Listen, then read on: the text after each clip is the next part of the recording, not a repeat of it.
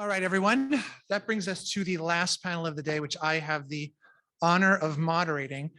And this is a first in a day of firsts for TV News Check that our panelists are coming to us remotely now. And so I will be alone on the stage as our very esteemed panelists join us. I just want to remind everybody that we are, for questions, once again, if you have them via Zoom, put them in the Q&A box. And if you have them in the audience, I'll give you a couple of moments at the end to ask them. So again, each of my panelists are joining me remotely for this last session, and I would like to introduce them now. We're good, John? They are Dustin Block. He is the audience development lead at Graham Media Group. Bruce McCormick, the principal with Neural Transform and a co-lead of Project Origin. And if you don't know what that is, he'll explain it shortly. Jonathan Forsyth is the managing editor of Verify for Tegna. And Emily Stone is the VP of Digital Content Operations for Fox-owned stations. Welcome to all of you. Hello, there you are. So hey guys. Let's start out with some definitions here. Jonathan, as head of Tegna's Verify, I would like you to start us off, please, by distinguishing the definitions of disinformation from misinformation so that we can all get our terminology straight right at the outset, please. Sure. So misinformation is false or inaccurate information, simply. Disinformation is false or inaccurate information that is intended to deceive. So it's sent intentionally. That's the propaganda, bad actors, that sort of thing. So there's a big difference. I will add to sort of tee up this entire conference and this session was dictionary.com's word of the year in 2018. And that was, of course, before the pandemic and before the election and before the insurrection on January 6th. So if that gives you a sense of how it's grown in importance, that'll give you a little bit of a quick history of them. And I just want to congratulate you on that Zoom background, by the way, because you've combined kind of a Matisse painting with Emmys, and well done on that. Thank you. Okay, so I appreciate that, but that's my son's third grade painting, but I appreciate that.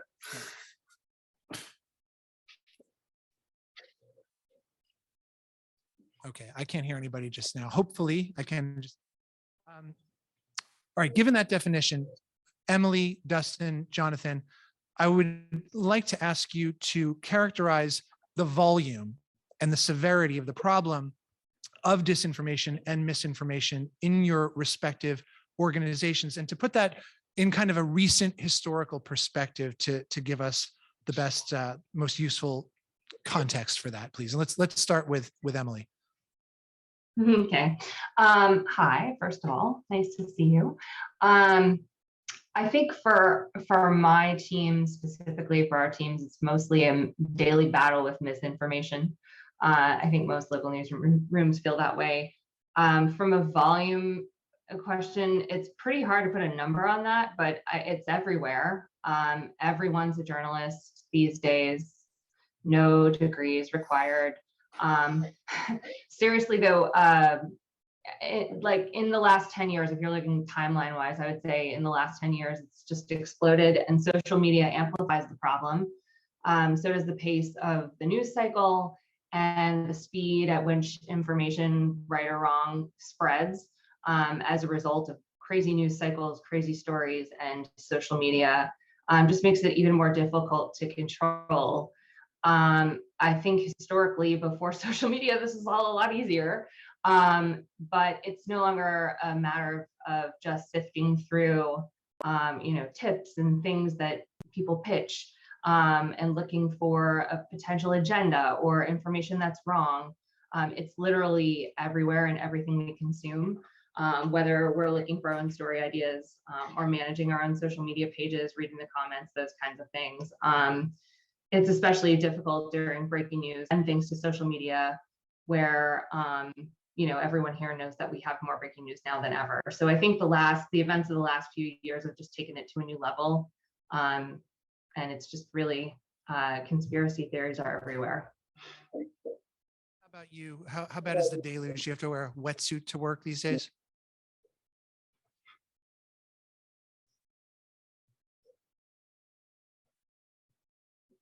Was that for me?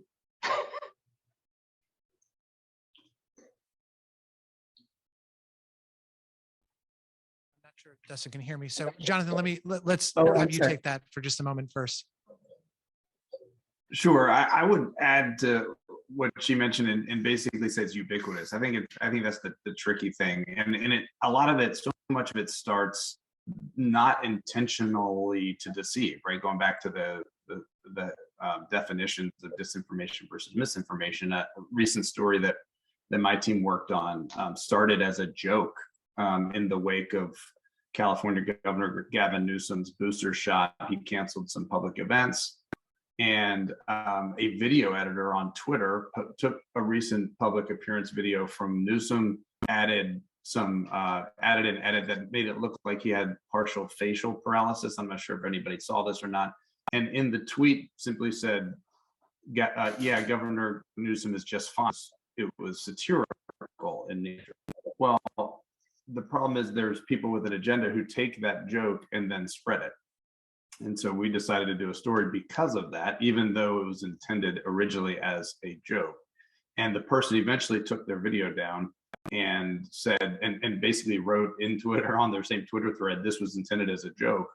And that, I think, is a good sort of example of just how technology, people who are trying to make light of certain issues, can turn into a much bigger thing and arm folks with an agenda out there. And sure enough, that video took off in the anti-vaxxer, forums, and as an example of a side effect of a booster. So that's what we're talking about now as far as amplification, and it's really whack-a-mole out there.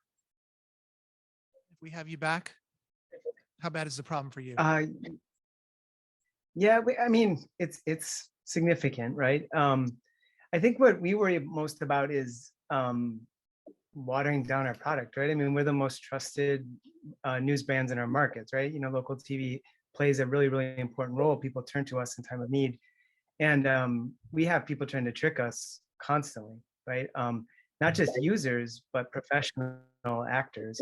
I think a lot about the state of the news business and how many ex-journalists there are out there who are really, really good at pitching stories that may not be entirely accurate. I think the other thing is we hurt ourselves for a long time by chasing trending breaking news stories.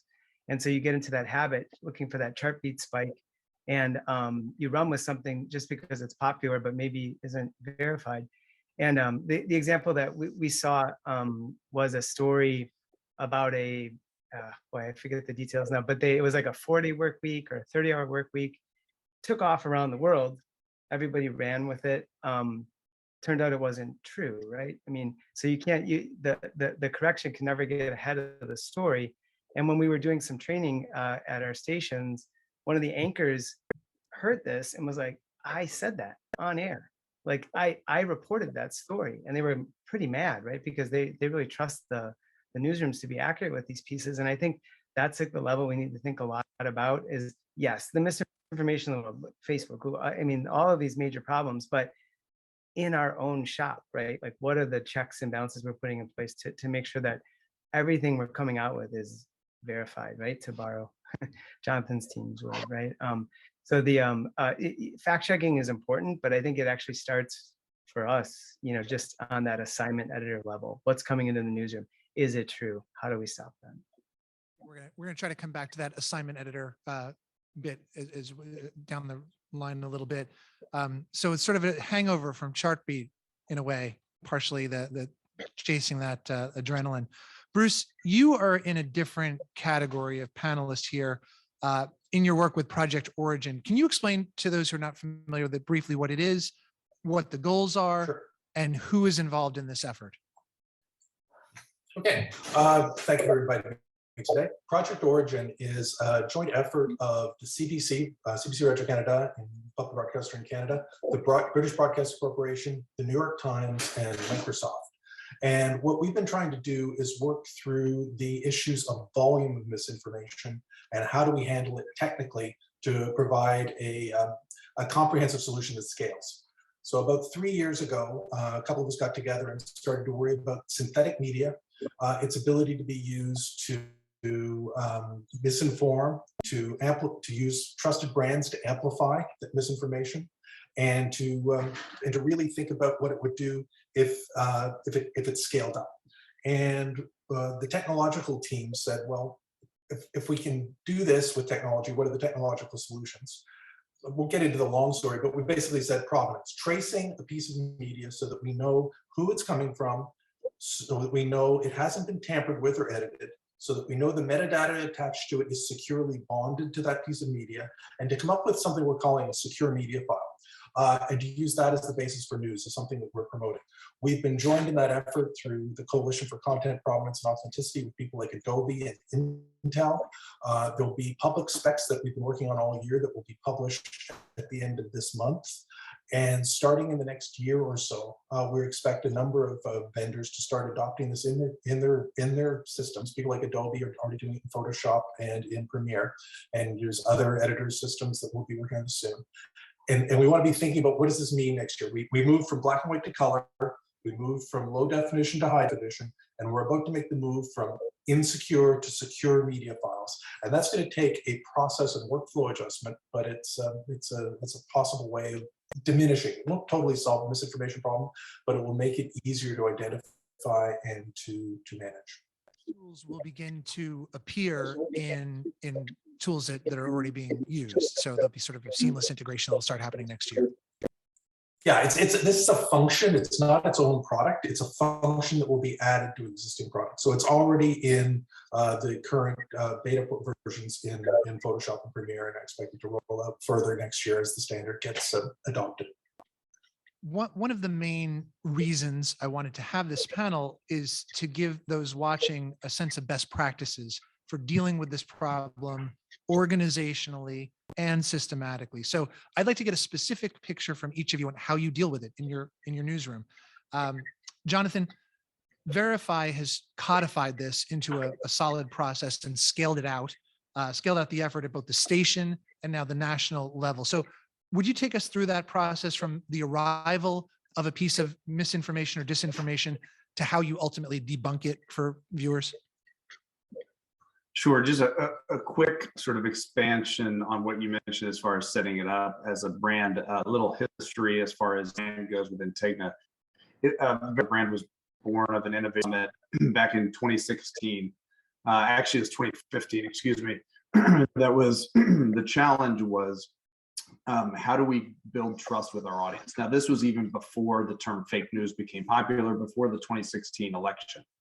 And so a format was born that put sources at the top that focused on answering audience questions, that tried to focus on clarity and transparency in the process to go through how we found the information. So it had existed largely as a broadcast product for the first 5 years up until this year, earlier this year when I began, and the company had the foresight to build a national team and a brand in and of itself that would not only take on national Verify stories, but also feed broadcast packages to the stations to be able to include in their air any given evening, but also publish websletter, a text product, and of course across all the social media feeds as well in the last 6 months. So that's a quick little sort of encapsulation. Obviously, Tegna has made a massive priority of this challenge and has devoted resources to it in a national way. As it relates to our process, thank you for giving me a chance to give a little background there, Michael. As it relates to the process, we take we're constantly searching for misinformation, setting up open source feeds, Boolean searches, CrowdTangle, some of those tools that are available to us. And we're monitoring for also trends, what people are talking about. We also answer audience questions and take pitches from our stations. Often our stations are using local viewer questions and passing them to us to do the research. So we'll assign a researcher, we'll find some sources and expert sources to confirm or deny the source or the actual claim. And then we will produce it in a way that is very clear with the headline, from the headline on down to the story, that is showing our transparent process and how we did the reporting and the checking process. Once we have the story, we publish it to the website. We create a broadcast package that our stations can air, as I previously mentioned, and then we also publish across our other platforms. So that's kind of a quick summary of the process and how we find a claim. Great. How about you, Emily? How can you walk us through that process at the Fox stations? Sure. Facts and journalism. I'm done. No. We have experience in every newsroom, obviously. Our jobs are to ask the questions. And on the digital side, I think the urgency is even higher to publish news as it happens quickly. But we're all competitive, but our journalistic skills are our strongest weapon against all of this. So speaking for the digital side, especially during breaking news, our teams are really communicating in real time in Slack. We're all over the country. We also have a national publishing team as well. And they talk about what they do know and what they don't know. And they work together to make sure that the information we have is right before we publish it and that meets our standards. Like everybody else, we want to be first, but accuracy and building trust and keeping trust is far more important to us than being the first to hit a publish button. Outside of breaking news, the answer is still fact checking. Jonathan mentioned pitches from stations. We have a national digital team as well, and they receive pitches from stations to go further into things they're seeing or hearing about. It's still about fact checking. It's still about asking the right questions and really trusting your journalistic gut. This is now more than about just who, what, where, when, why, and how. It's understanding why and how you got the information, considering the emotion that's behind it and the impact it has if a story is written about it by a national or by a reputable news organization. And I always tell our team, if it sounds too good to be true, it probably is. If there's alarm bells going off, there's a reason. And if nothing else, just hold and let's see what happens. So I think it's just that the skills we all learned and have been practicing for years are more important than ever. Justin, what about at Graham? What are the protocols and processes that your newsrooms follow to engage with problematic content and turn it around for viewers? I know, and this is a time I think to talk about the pivotal importance of the unrecognized heroes of newsrooms, the assignment editors. They honestly are. Like I love assignment editors. They are the glue between digital and press. They make everything work. Behind every reporter is a great assignment editor, right? He sets them up. But they're also the spot where it's kind of a decision, is this true or not? I think our process looked like in 2019, we hired a company called Fathom. They're a UK-based company to come in and train every newsroom on misinformation, disinformation, every type, what to look for, what to spot.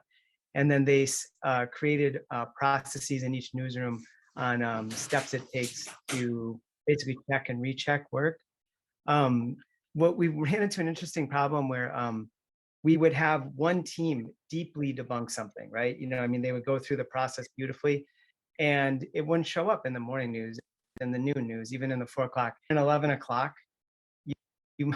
We saw a story. It had been debunked by the health team, by the assignment editor, everybody, but then a late producer picked it up and ran it in the 11 o'clock news. And it's like, how did that happen? So like that kind of processes, making sure there's communication from show to show, team to team, digital and broadcast, right? Sometimes the digital teams will go a little rogue or vice versa, right? We've seen that too.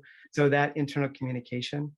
I think the more interesting, the national is the national, right? And we see that coming a million miles an hour, and there's PolitiFact and there's these wonderful fact-checking resources. I think the more concerning part for us is the local, right? And here's an example. On a lifestyle show, they did a story about the most expensive home for sale in the market. And they did this whole thing. And it was a great little piece, it was wonderful. And then we get a call like, hey, have you gone out and looked at that house? No, and they hadn't, right? It was made up. It was an empty lot. This developer would go around, make up these beautiful mock renderings, right, of these houses, pitch them to local stations to get them to basically say, like, look at this incredible house for sale. and it's not there. It just makes us look dumb, right? I mean, like if you lived in that area and you went and said, it's just a big empty field, right? Now, in theory, somebody could build a $35 million house there, but nobody has, right? The local actors are getting better at at disinformation and spreading misinformation.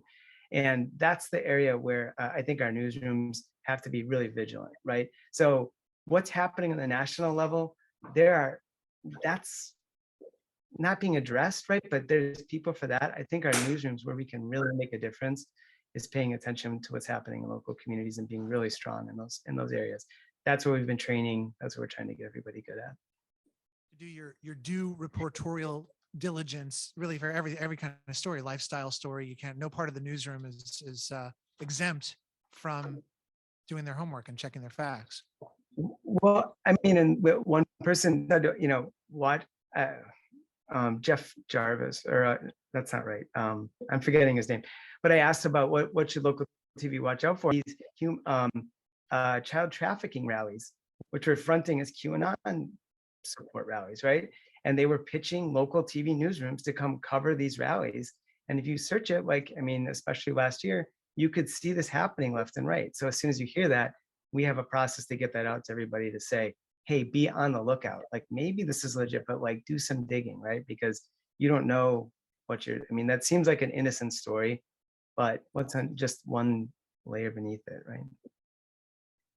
Bruce, it seems that Project Origin is pitted against the most sinister of actors in this problem, those who are intentionally working to deceive and sow chaos using a tool set of ever increasing sophistication. Can you explain how this is a moving target and how your coalition can possibly keep up with it? Sure. Dustin's example of the fake house is a perfect starting point. We started this project when we worried about synthetic media. I mean, we're all in the business of telling the truth, seeing is believing. And we started to worry about what happens when seeing isn't believing and when synthetic media is so both easy to produce so that it can be done by housing developers. It doesn't take a major government agency anymore. And to have the results be really hard to distinguish from reality. So there's two basic approaches. You can detect it. And a lot of these things are created using artificial intelligence tools. So we went down a path where we said, can we use artificial intelligence to detect this sort of thing? And the conclusion we came to is the tools aren't ready and may never be ready to detect, basically because of the nature of artificial intelligence and how it learns. So the better a detection tool gets, it actually makes harder to detect because it will use that tool to refine itself into focus. So we parked detection as one method. That's problematic. There was another method which we knew would work, which is what we're calling provenance, tracing the source of a piece of material, cryptographically binding it so that we know the identity is attached in a way that can't be faked, cryptographically making sure it's tamper evident so that anybody changes it. The earlier method of mentioning of Governor California's video being adjusted, that would break a cryptographic seal. So basically taking reality and securing it in a cryptographic bubble. It's hard. I don't want to make this sound like it's hard. It's hard technologically, but it's a known technology. It's used in banking all the time. So what we basically said is we set out to do, and we did this because we had people like the chief scientific officer of Microsoft on our team. So we had some resources to make this work. Let's see if we can take banking technology to cryptographically seal a media file and put it in place as the core standard for media delivery on the internet. And that's been the Very approach expensive, we've Bruce. taken. It's a lift of the whole internet, which is a little bit daunting, but we've got key people like the chief architect of the PDF at Adobe working on this. We've got Intel's working on this. We would build it into chips and into cameras and try and basically secure reality where we know it's real and keep to prove the reality. Are the tech partners paying for this? Are they footing the bill? Right now they are, yeah. So this has all been put together as an open development project under the Linux Foundation. Everybody's been stepping up as a common good. This has seemed to be a common good for society, and everyone has been really cooperative You would normally be sitting across booths from each other at trade shows, all putting their chief scientists together to say, okay, let's fix this once and fix it one way that's standardized so that we don't have competing standards from different vendors all saying my way is better. Because film and video and audio has to flow between all our broadcasters. We all use different tools and these files have to flow seamlessly. So there's an open standard. As again, if anyone's interested in it, the website to check is c2pa.org for the Coalition for Content Provenance and Authenticity. And you'll be hearing an awful lot about that next year as we start to roll out. I think you have an event coming up in February to really kick it off. Yeah. Some of you are already working with other outside organizations in this fight. I'd like you to talk about that and how these collaborations are working. Dustin, I know that you have, what you mentioned, Fathom, and you've also worked with the Trust Project at Graham. Can you talk about those collaborations? They're so helpful, right? Because we're a TV company, right? And so this is we have a core skill set, and they're experts. We've enjoyed working with both. Fathom brought literally a world of experience working with projects in India, Europe, and then across the US. And so they've seen it all, essentially. And they could really help us prepare for what it was like on particularly that week of the election. They were staffing with us, they were right in it, they're helping us with all those Boolean searches that were mentioned, and we were hopefully ready. And then we did a lot of their advice to us was to do a lot of pre-work, set everybody up for what to expect, so you're not reacting all the time. And the idea is inoculating the audience to be prepared for shenanigans, right? The Trust Project, even earlier work, right? I mean, it was beforehand, and it's looking at this issue of what can you do in your reporting process leading up to events like an election to develop trust, particularly among audiences that you may not have the strongest reputation in. A lot of talk about transparency, a lot of talk about listening. You can see my sign behind me. Listening is a piece that we're always trying to figure out how to be better at, right? Which is interesting because in this world, we're talking about engagement and listening and really trying to be open with audiences. At the same time, we're also dealing with audiences sending us mis and disinformation, right? So it's an interesting exercise to try and be transparent and build trust while at the same time, being really careful not to get duped. To give one whiplash, I think. Does anybody else want to chime in on those collaborations and those you might have going on in your newsrooms? I would add from Tegna's standpoint, Michael, that we had every station went through training with First Draft, similar to sounds like with Fathom in the previous example. Really, it was targeted around the election last year in 2020. So every station has gotten that level of training. I would advise a similar sort of point for others as it relates to sort of how you start to wrangle this challenge writ large. Have you, Jonathan, I'd like to ask what you find to be the most indispensable tools in your effort to fight disinformation and misinformation so far? Oh, I'm going to channel a previous comment and smart news judgment, patience. But I say that half jokingly. Actually, the Boolean searches are really helpful because they help us spot misinformation. Some of the open source stuff like CrowdTangle, InVid and RevEye for image and video forensics, Google Maps for geolocation. There's a lot of stuff that's at our fingertips and really open for everybody to use if they get the proper training. And a group like First Draft can help with that training and shed light on some of those tools that are available to everybody. Emily, what about you? What about your favored tools? For tools are my journalists. They're fact checking and they're using what they know, asking questions, independently verifying. We have tools that will tell us when something is breaking, maybe, or when something is trending, but that, to an earlier point, does not mean it's news. So it's up to the journalist to figure that out.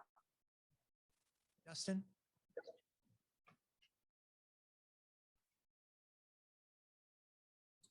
Tools? Oh, thank you. Um, hmm. We do a lot of surveys.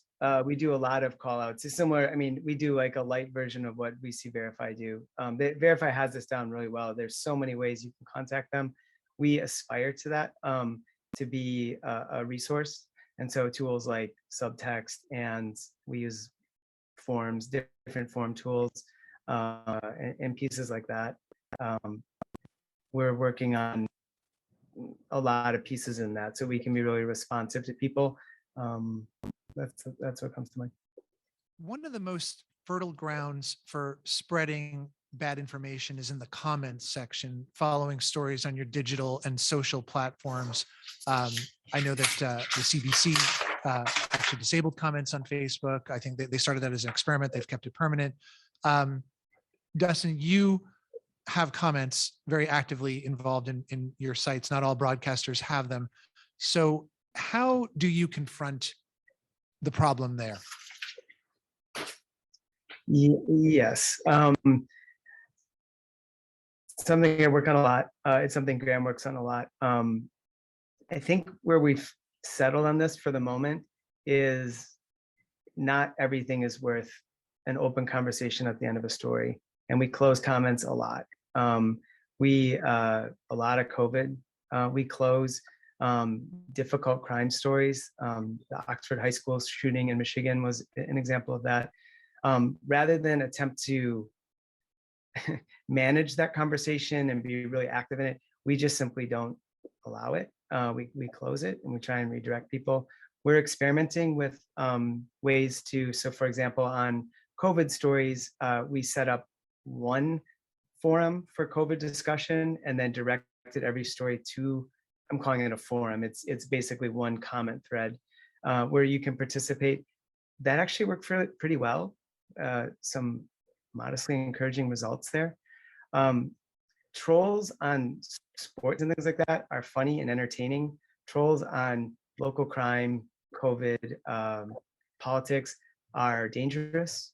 And rather than keep banging our head into the wall, trying to stop that group and develop something out of that, we think a lot more about where can we have actual productive conversations. And I know a lot of our comment providers, a lot of the platforms, they're all thinking in the same way. The thing I try and think about it like I'm so tired of thinking about trolls, and so I googled the opposite. I googled what is the opposite of troll, and what came back were pixies. So I like to think about pixies, the commenters who actually do contribute to stories, and how can we develop that side of it as opposed to playing whack-a-mole all the time. And the best way that we've come to do that is set yourself up for success. By, who in the country, who in the world right now can sit down with a group of people and have a productive conversation about COVID vaccines, right? I mean, what an incredibly difficult topic, much less on an anonymous news site right at the bottom of, 30 stories a day. It's like, forget it, right? So we're trying to manage those conversations by being more selective where we think we can have success. I'm just curious on the back end, how do you route those stories to get into a kind of common corral of comments? How does that actually literally work? So we work with Via Fora.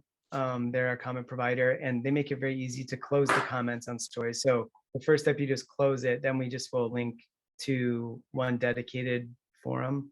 Or you can also do this pre-moderate section where people can submit a comment, but it won't show up. An editor goes in and approves it. So we lean on that. We use a whole bunch of tools. We have a moderation team. Everybody in every newsroom is trained on how to do this. We make many people in every newsroom moderators, so on our phones and desktops, so anybody anywhere can take a comment down that they see as offensive. Our ambition is to make our comments quality enough that talent, is eager to participate. And that's where when we see that happening, the quality shoots way up, right? If we do an investigative story and the investigative reporter joins the conversation, answers questions, that's a great experience for everybody. It's just trying to figure out how to do that consistently and where to do that, where, you know, we keep experimenting. It's like a lot of work. Emily, how about you? How do you deal with this in the comments section? As of right now, we actually don't have comments on our sites or our apps, so it's not an issue for us. In social? What's that? I'm sorry, I Do missed you the first get into part. social, into any of the social platforms and try to intermediate there? I think we've talked about this in the past, but we do have lots of social pages, like everyone else. So because of the volume of social pages that we have and the volume of comments and well, the volume of posts with the volume of comments that comes in on each one, we would have to moderate everyone to be unbiased, and we just simply don't. I don't know of a local newsroom that could do that. So stations do pay very close attention to what's said. They look for things like sentiment or more information, valuable information that might be there, or other questions that might surface. And we definitely encourage engagement in a positive way or in a productive way. But we'll get involved if, you know, it goes outside those lines into hate or violence or anything like that. We have done that in the past. And does this intersect with you at Verify? It does. We have a small audience team. You know, I could see us eventually going. We're in the first 6 months of launch, as I mentioned.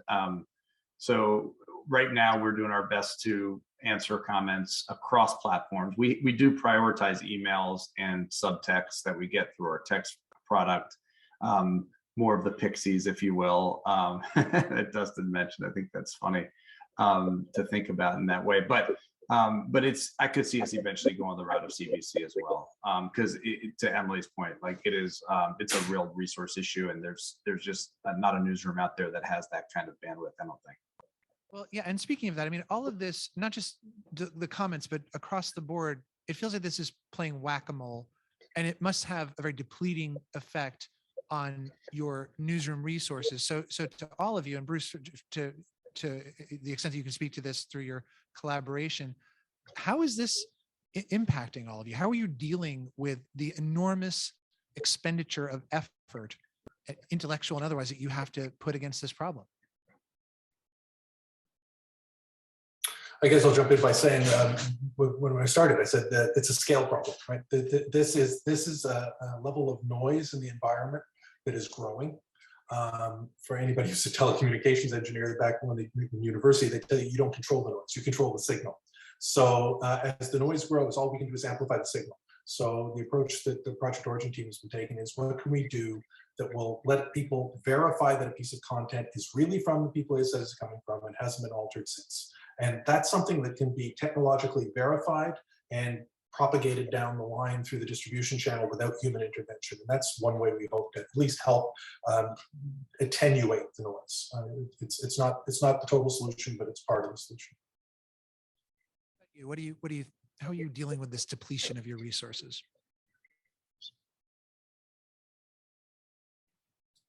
Was that me? Sorry, you cut off at the start. One, we're counting on Bruce to deliver. That sounds amazing. I was just flagging it to our team. It's real and it's not. It's brand protection. It's brand protection, super important. And so in that regard, all hands on deck, right? I've been fact-checking teams in other countries around the world. We have it pretty good. Like, I mean, I know that sounds kind of crazy to say, but what these teams are facing in other countries, it's incredible. It's dangerous. It's incredibly dangerous work. The disinformation is brazen. I mean, it's incredible. It's absolutely threatening to democracy. So in that way, we have it kind of easy, like in some ways. But you're right. I mean, keeping focus on this in the process of day-to-day news. I mean, we were just talking about today, like this is a bit of a downtime for our efforts, and what are we going to do in January to start ramping up for 2022? It's daunting, and I'm not quite sure what we're going to do. There are a lot of clever methodologies that bad actors are using to spread misleading information. I saw one recently with regards to cat videos as a kind of tool in the New York Times. What are some of the more insidious and creative that any of you are seeing lately? Take this.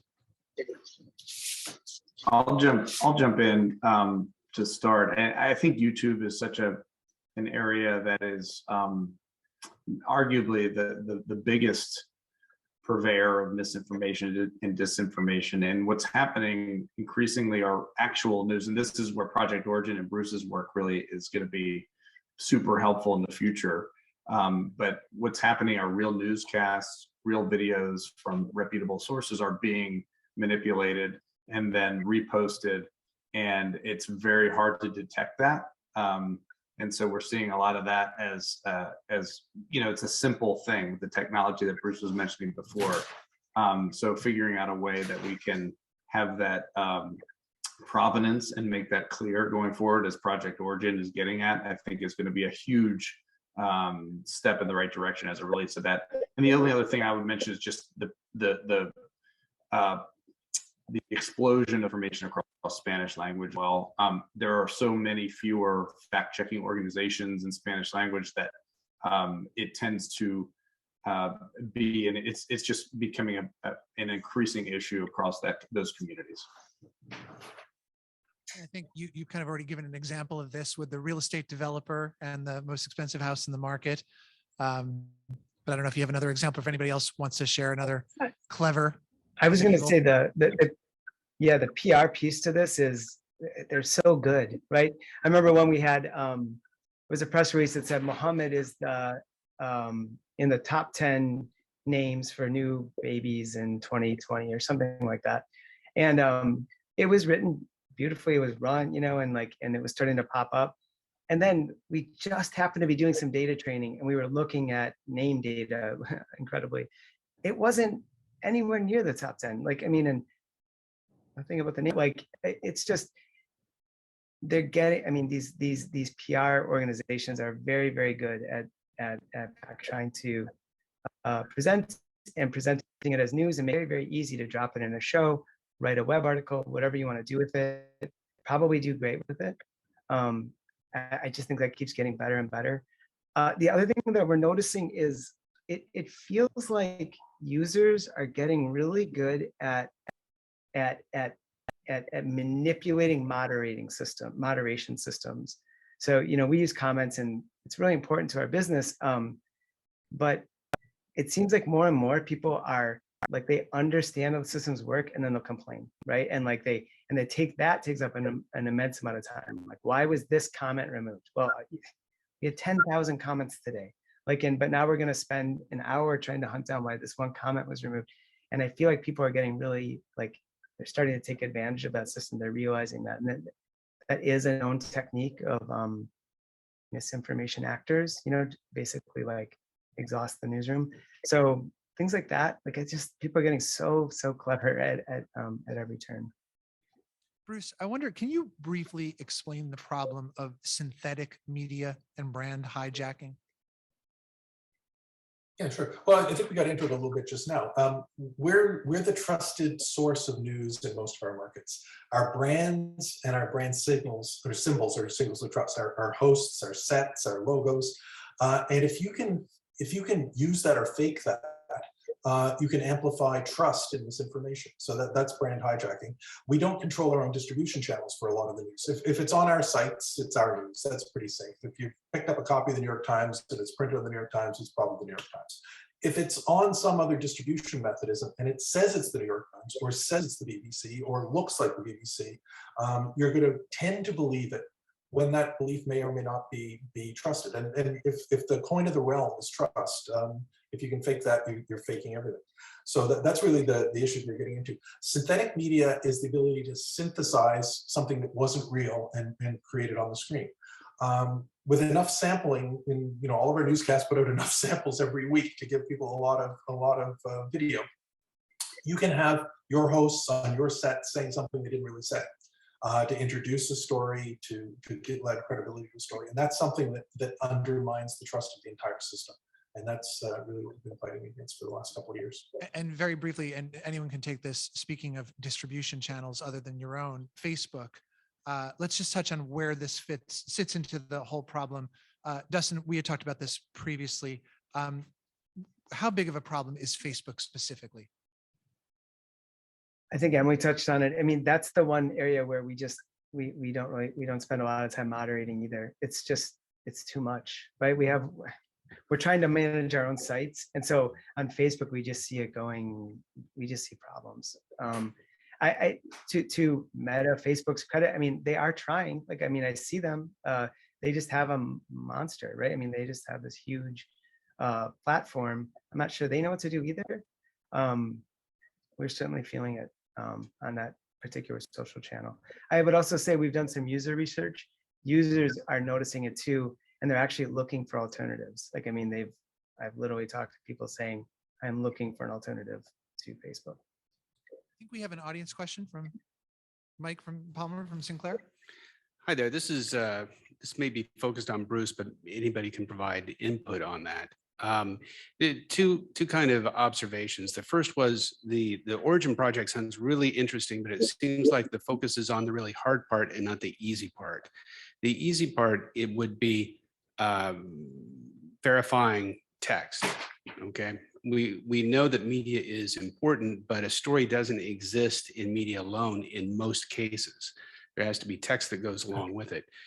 And be interested to see if Project Origin is addressing that at all. But the larger concern I have is in securing the media production pipeline and chain that we're creating at the stations.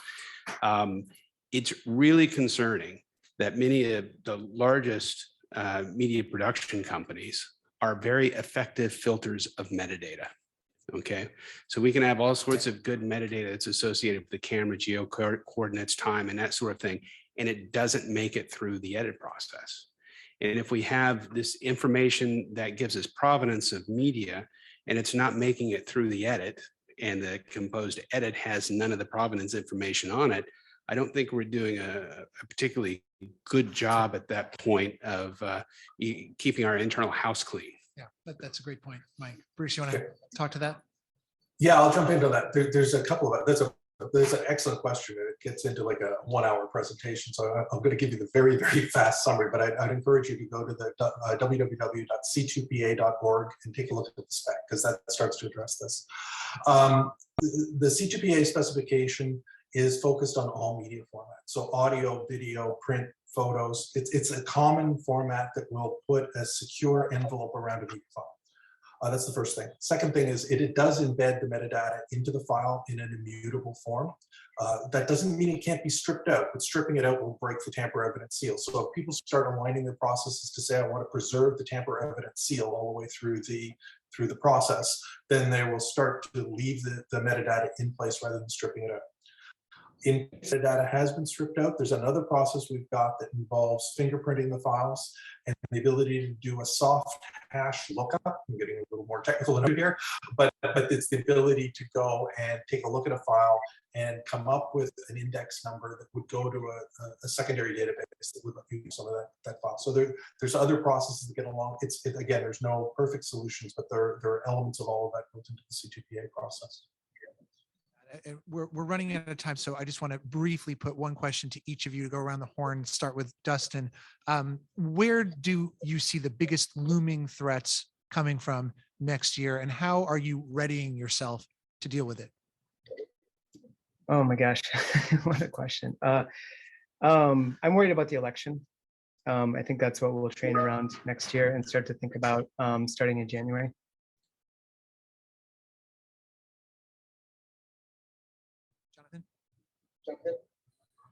I mentioned before Spanish language. We have some, we're starting to experiment on a very small scale. We have some native Spanish speakers on the team. The obvious challenge there is not only producing it, but then reaching that audience, which of course isn't coming to our English websites. So we'll have to figure that part out too. And in the interest of time, I'll leave it at that. Emily, how about you? I would second Dustin's election. comment, because that is on everyone's minds, of course, already. And I would also say, and we probably need a different panel for this, but when on the topic of Facebook, when it comes to Facebook, we have to think about, someone else mentioned the users are looking for another alternative, but our information is going to be there. There's an upcoming election. What are we doing, or what are our partners, our social media partners doing to help the users see when we're putting something out that it actually is real, versus when someone's taking our information and making it look like theirs, or like they are us, impersonating us. I think just thinking about where the user is in all of this, because they're confused, they don't know what's what, they're reading the comments, they're not reading the comments, and I think we do need a better way on Facebook or on other platforms, not just Facebook, to really make sure the user's in the loop on what's what. So another panel for the next time. That's my suggestion. Absolutely. And Bruce, the last word to you. I talked about synthetic media as a growing technical realm. It's not all bad. It's going to be a lot of good uses for that. There'll be a lot of cost reduction models that can be used using synthetic media, but developing the practices in our journalistic processes to use it, to know when to identify it, to know how to identify it, and really to think through the nature of metadata as it travels through our channels. What should we keep? What's work product that should be hidden? What's workshop product that should be transparent? All of those are new processes that have to be developed over the next year. So much to think about, so much to contend with. Thank you to all of you for really great insights. Really appreciate it. We have Ray Thompson from Avid to say a few words just in closing. Thank you. So I just want to say, first and foremost, thank you to the News Tech Forum for putting on such a great hybrid event. I think this is just an example of how the industry as a whole has been able to pivot during the pandemic. And so I want to just compliment the industry as a whole, both the vendors and the broadcasters themselves, for the resourcefulness that they've shown, the passion with which everybody's pursuing a lot of the solutions to these many problems. And last but not least, I want to wish you all happy holidays. On behalf of Avid, I hope you and your families have a safe and happy holiday season. And we look forward to working with all of you in the next year. Thank you, Ray. And thanks once more to our sponsors for this event. Our title sponsor is Avid. Our platinum sponsors are Bit Central, Wolf Tech, FX Design Group, Amagi, and Verizon. Our gold sponsors are the Weather Company, Delet and Dejero, who is also our connectivity partner. And our sponsors are VizRT, Rodian Schwartz, Playbox Neo, Ross Video, APENPS, Baron Weather, Social News Desk, and Brainstorm, which provided us our Wi-Fi today. You will find complete coverage of today's event over the coming days at tvnewscheck.com, where you'll also find videos of everything that we talked about. We will be back in 2022 with a range of events, including our Working Lunch webinar series. I hope you've been watching those this year. They're great. Webinars on news technology and spot advertising, and our ever popular in-person events, including the Streaming News Summit, Women in Technology Awards, and TV 2025, Monetizing the Future. I want to say a final thanks to SVG, and most importantly, the team that put on this show today. It was an enormous feat of work to present a hybrid program. I think we were quite gutsy to do it, I have to say, pat myself on the back and all of us. And far bigger organizations have not quite dared to tread this ground yet. So I think today we showed them how in some ways. So please join me in thanking TV News Check's publisher, Kathy Haley, production assistant, Alyssa Wesley, operations manager, Samantha Sparks, our sales team, Luis Manuel Ochoa and Carmen Lake, who both kept us safe all day, keeping our mics clean, along with our vital production help from Steve Raddick, John Fitzgerald, and Bob Warden. Our vital voice on social media is Dawn Tarek. Thanks to all of them, and thanks to all of you for braving it out in the world today to join us, and we will see more of you soon. Thank you so much, and good afternoon.